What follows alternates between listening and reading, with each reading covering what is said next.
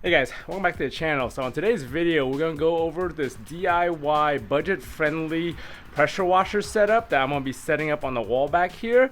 It makes car washing a little bit easier just to have a pressure washer with a long hose on hand every time you need it. On today's video, we'll go over all the stuff I use, and then we'll go ahead and mount it on the wall and see how it turns out. So stay tuned.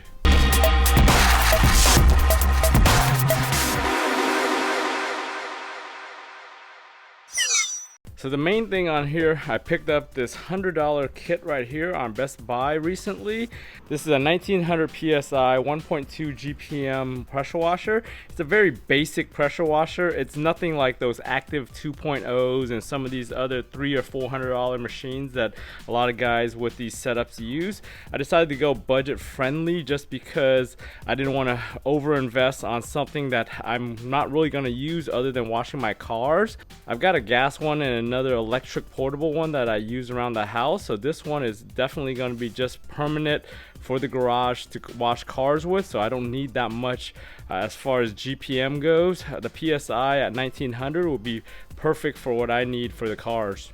So this setup for $100, it comes with a floor scrubber, it comes with a soap applicator, and all this other stuff, which is a kind of a bargain if you just look at it from those components, because that stuff already costs like $30 or $40. So when I was buying this, I saw this turbo nozzle too was also included. This thing already right here is a $10 or $15 accessory right here. So this, along with the floor scrubber, made this thing at $100 an overall good deal. If you guys need the same one, check out the links in the description for it on sale for $100 right now.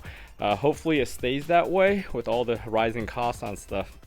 In addition, the hose on this Greenworks one is also a regular standard M22 hose fitting on both ends on the gun. So the hose is basically a universal hose, so if I need more length on top of that 50, I can always just add this to the end of it and put a fitting on there or a coupling and make it a 75-foot reel right there.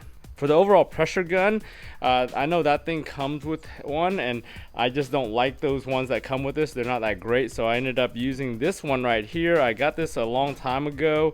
I was going to use it on my gas pressure washer, but I never got around to it, so I got this with the extension wands. In addition, I got this little rack right here for all the different bits. On top, you got about 11 holes for all the different fittings and different nozzles. It's got these right here. You screw these fittings on, and you can put other stuff right here, and then you can hang the rods and the actual wands off the side here. So it's a pretty good $10-15 hanging tool that you can use right here on the wall, so I'm going to use that. For the actual hose setup, I picked up this 50-foot right here of Uberflex. This is a made in the USA cable. The Uberflex, a lot of people had good reviews on it when they use it on their more expensive setup, so I decided to go with that one. This thing was about $1 a foot, so that's a little bit on the high end compared to some of the cheaper stuff on Amazon, but I went ahead and just spent a little bit more to get that. For the hose reel, I picked up this Mekoh brand one right here. This one, for a China Amazon one, had really good reviews versus some of the other more cheaper ones. There is a more expensive one that costs twice as much of this. I decided not to get that. I already spent $90 on this one, so this one had good enough reviews for me. It comes with a leader hose. It comes with all these different fittings. It comes with a bracket to mount it on an actual pipe, or you could just mount it straight to the wall like I'm mounting. You've got all your fittings here, your fittings there, so it's got pretty much everything we need as far as the install goes for that. It comes with these other fittings to adapt various pressure hoses onto. In addition to having this turn right here, I saw a lot of people on the reviews and online recommend doing another 90 coming out of here. So you do a 90 there, and then you turn this way into your new hose that you're going to be adding. That way it doesn't bend that hose in a weird angle and you don't mess up the hose over time. So I decided to pick up that fitting for a few bucks right here just to use for this setup. So the last thing I got was this little 5-foot leader hose right here. I decided not to do a hard water connection, even though I have water on the other side of this wall. I figure anytime I need to hook it up, I'll just run the hose around, hook it up to that leader hose right here, since the water hose is right here. I didn't want to go through the trouble of drilling holes and making like a permanent nice setup when the water is right here available to me already. This fitting right here, I'm going to use coming off of the actual pressure washer over there.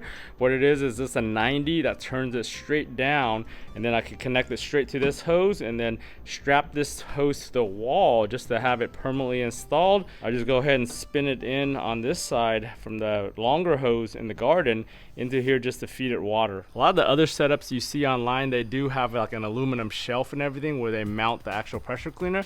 Since I have this wire shelf right here for the closet, that's enough room for me to mount that thing right now across here.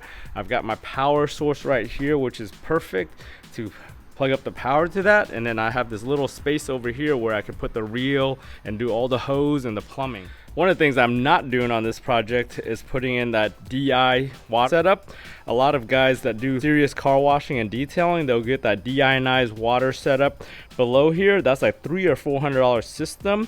Plus you got to change the filters all the time, so it's a constant maintenance thing, but you do get spotless water. I don't need that for all the cars I'm washing, so I'm not going to bother hooking up that system or installing that system on this project. Maybe in the future, if I find that the spotless water and the rinse and everything is worth it, I might do it, but right now for $300 or $400, I'm not going to do that. Before we get too far with the project, I wanted to make sure everything fits, so I put the pressure washer up there on the shelf just to see the clearance. I can always move all that stuff over, but it looks like it fits there. The actual hose nozzles on the front and the back kind of line up good there. I want to make sure my reel has enough room, so I'm going to test fit over here, just make sure I have enough clearance for the hose reel, the actual handle to turn it, plus the hose and everything coming through, and then all the accessories I'm gonna mount on the wall right there. As far as clearance on the bottom with all my other junk, I want to make sure I have all that room, so this is a pretty good spot right here.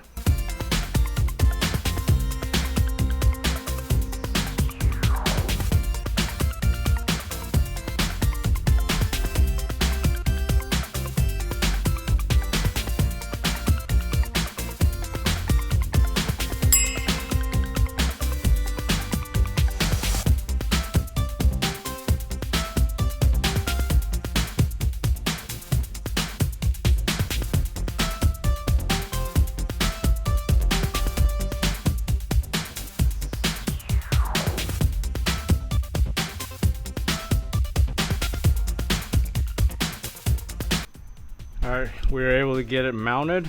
As you can see, I use 2 heavy-duty concrete anchors on top, and I use the plastic anchors on the bottom just to make sure, but this thing's not going anywhere as far as mounting to the CMU wall. So the next thing I'm going to do is go ahead and make the connections here and start reeling up the hose and putting the handle and everything on here just to get this thing installed correctly.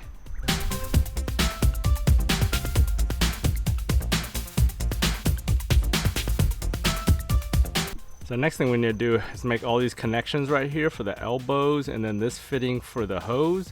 One of the things I noticed, they didn't put any Teflon tape onto this connection, so you can actually take all this off with a snap ring, take this whole assembly off. There's actually O-rings in here that you can service. If you eventually have a leak in here, you have to take this thing out with the snap ring and change the O-rings are here. They actually come with extra O-rings in the kit, but I want to go ahead and take this off, do the Teflon tape on there, do a Teflon tape over here, and then get it all back together. I just try to take this fitting off. That thing is on there tight. I don't want to risk breaking anything, so I'm assuming that thing's gonna work fine, so I'm gonna leave that as is.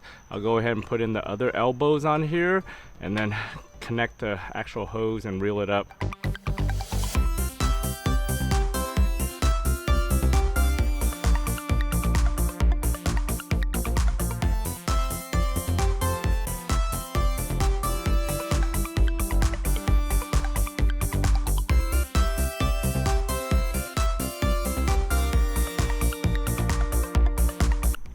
So curving this strap like this puts the least strain on this part right here. That's what we're trying to do. The one thing is you want to put this thing on, it comes with it. It's a little strain relief. The one thing I noticed is this thing is a little bit bigger than the hose. So one thing you could do is maybe put a little piece of rubber in here, like a tube or something, to basically space it and give it a better clamp, because right now when you clamp it down, it's still going to move inside of here. You want to keep it as stiff as possible right here, so that way it's actually not moving, and then when we wind it up, it doesn't affect it and it doesn't roll in and out all the time. So I found a little piece of vacuum hose, made that thing nice and tight there, tightened down this bolt right here, or this nut with the 10mm, and it's nice and tight right there, so this thing's not going anywhere. It's nice and perfect. So right now I rolled up the new hose, and if I could turn it in here, it basically just spins and this thing doesn't go anywhere. So this is perfect for what we're gonna do here. If you guys don't want this thing unreeling, there's actually a lock on this side, so you turn it this way, get it into one of these holes right here, and then this thing won't turn and it'll just stay stationary right there until you unlock it. So the next thing you gotta connect is the leader hose right here. So this leader hose, one end goes into this fitting right here that goes into the actual pressure washer, and the other end goes into the actual hose reel on the end there. So we'll go ahead and Teflon tape this up and get this thing onto there. So on the ends, you're gonna have two types of ends. This side right here with the bigger fitting is actually a swivel end. This is the side you screw into the actual wall side. This side you will put that other fitting in, so that way we can move it, because that one already has a swivel in once we do it in there. So this is the side that moves, and you can tighten it onto the actual wall.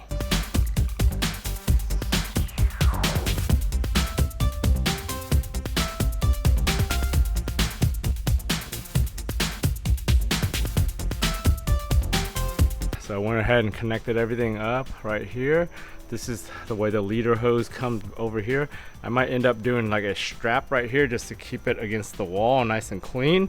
I'm gonna definitely do two straps on these to keep that hose onto the wall all the way down to here, and that's where I'm gonna be making my hose connection every time I use it. So I'll just probably put another strap maybe right about here just to give me some room down there to play with. But overall, I think I'm gonna go ahead and finish that up. The next thing I need to do is mount the accessory thing. I think I'm gonna do it right about here now that I think about it, because it gives me a little bit more room to work with, and I can actually have like tools and stuff coming off of it on the three front things.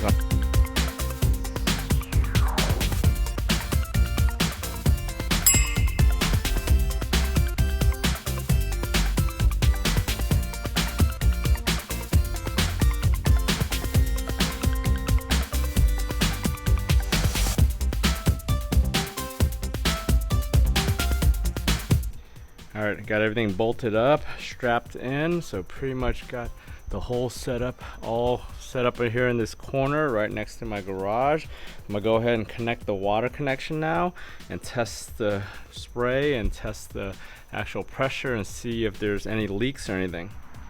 Alright, I turned on the water, no leaks so far, so go ahead and turn this thing on and let's test the pressure on it.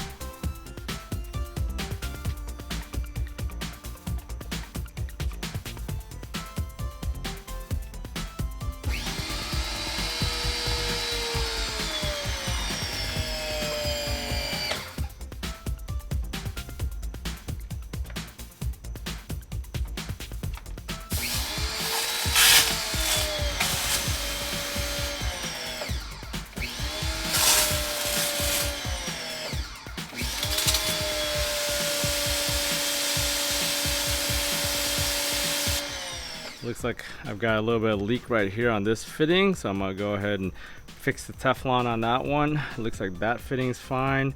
That fitting looks good. Nothing up here leaking, and the actual water hose is good, so we'll go ahead and fix this leak right here with the Teflon. All right, I was able to re-Teflon that, actually tighten it more with an extra turn actually all the way through, so no more leaks there, no more leaks anywhere.